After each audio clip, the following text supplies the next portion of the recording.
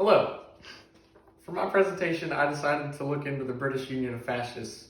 It interested me that it was more popular than most would realize, and considering how Edward, the King of England at the time, abdicated, possibly due to him marrying somebody he shouldn't have, or possibly because he was actually a fascist.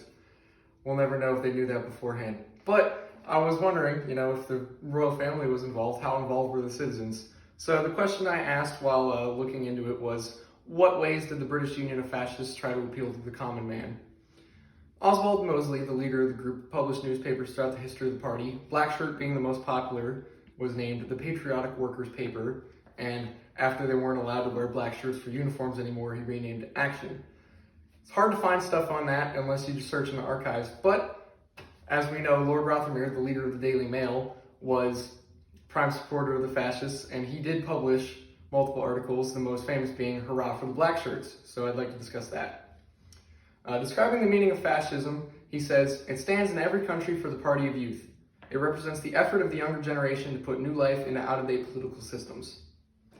So,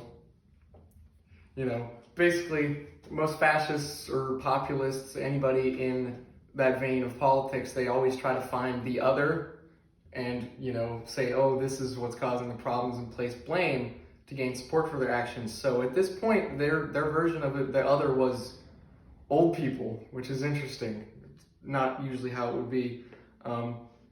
He says, "Stop letting men in their middle 60s govern. The youth is going to waste." And he, as a 60-year-old man, would know that, like doing his best to try and co-sign this group. He also describes the two demographics as being men who served in the war and are disappointed with how the government has dealt with depression, and young men who are willing to put effort into a fast-moving policy, not plagued with indecision of older political parties. Continuing through the article, populist rhetoric such as Britain's survival as a great power will depend on the existence of a well-organized party of the right, ready to take over responsibility for national affairs with the same directness of purpose and energy of method as Mussolini and Hitler have displayed.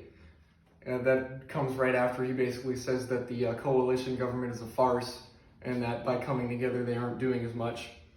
And at the end it says, "Black shirts do not cover faint hearts," followed by a footnote stating where young men can write in order to join the British Union of Fascists.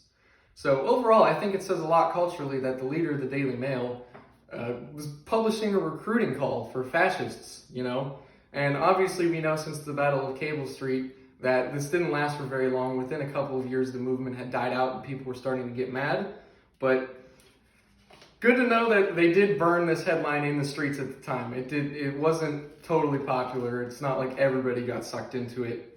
But yeah. So looking at them, this is the Hurrah for the Black Shirts.